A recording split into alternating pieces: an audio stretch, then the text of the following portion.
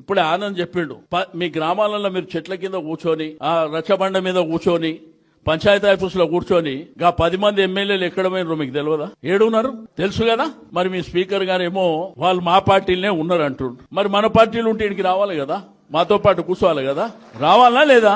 మరి మన పార్టీలు ఉన్నాడు మేము కూర్చున్న వేదిక మీద కూర్చొని మాట్లాడాలి కదా. చెప్పేటోనికి ఏమన్నా సిగ్గను ఉన్నదా? తీసుకున్నోడేమో నా పిల్లలు కాదంటుడు, పోయినోడేమో ఆయనకి పుట్టిన పిల్లలే నా పిల్లలు కాదని వీడు అంటుండు. అరే ఇప్పుడు మనిషి జీవితంలో బతకొచ్చు. ఇప్పుడు నేను కూడా 2014లో తెలుగుదేశం పార్టీలో గెలిచిన, నేను కూడా కేసీఆర్ పార్టీలో చేరినప్పుడు నేను ధైర్యంగా చెప్పిన 2 రాష్ట్రాలు అయిపోయినాయిరా నాయన, కాబట్టి మా రాష్ట్రం మేము అభివృద్ధి చేసుకుంటామని చెప్పి జాయిన్ అయినా.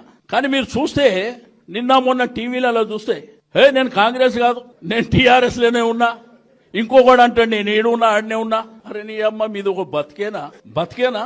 మనోళ్ళు అంటారు కదా, ఈ బతికే బదులు బాయిలో పడి జావుండ్రా బిడ్డ అని. అట్లా ఏమైపోయిందంటే ప్రజలంతా అమాయకులు, మేమే చాలా తెలివిపరులం అనుకుంటున్నారు. మీ స్పీకర్ గారేమో మరి విచిత్రమైనటువంటి తీర్పు ఇచ్చాడు. లేలే వీళ్ళు మా పార్టీ కాదు టీఆర్ఎస్ పార్టీ. మరి నేను స్పీకర్ గారికి మా ఆనంద్ గారికి చెప్తున్నా, రేపు పొద్దున స్పీకర్ గారి దగ్గరికి పో, మా వాళ్ళని 10 మందిని కండువేసి పంపిస్తారని చెప్పు.